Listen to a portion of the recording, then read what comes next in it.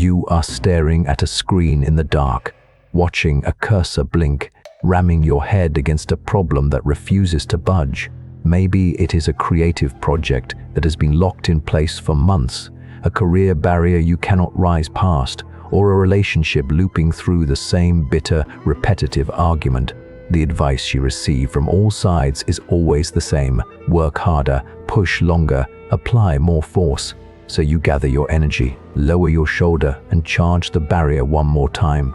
And when you bounce off, bruised and exhausted, you do not question the angle of your attack.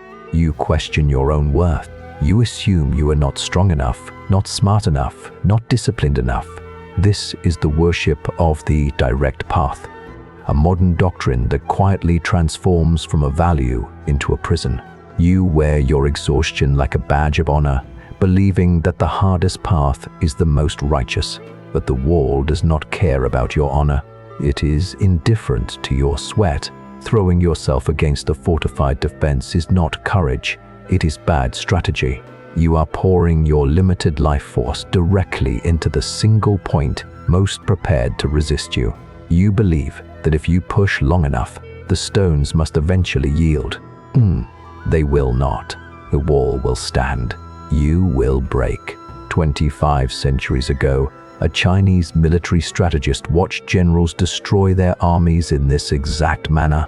In Chapter 6 of The Art of War, Sun Tzu wrote a principle that has been sanded down into a modern cliché yet remains ancient, cold, and severe. An army avoids strength and strikes weakness, just as water avoids the heights and hastens to the lowlands. This is not a metaphor for laziness. It is a law of structure. During the historic war against the powerful kingdom of Chu, the Chu generals expected a head-on clash at the heavily fortified mountain passes of Dakeng. They spent months reinforcing these gates, laying traps, and preparing for a glorious frontal assault. A conventional general would have marched his men into that slaughter to prove his valor. Sun Tzu did not. He left the mountain fortresses completely behind, marched his army through undefended, empty valleys, and struck the capital of Chu directly. The Chu army was forced to abandon their walls, break their formation, and chase him, fighting on terrain they had not prepared. Water does not carve canyons by attacking the stone head-on. It finds the crack, the low ground, the gap. The shape of your action must be dictated by the shape of the obstacle, not by your ego's desire to prove its strength. To apply this in your own life, you must master the 3 laws of the indirect approach. First, stop attacking the main gate. In any conflict, the main gate is the rigid position the other side has taken, the demand they repeat, the obstacle that says no. Stop arguing against it. Walk the perimeter and find the underlying need that position is protecting. Speak directly to the need, and the position will dissolve on its own. Second, shape your force like water.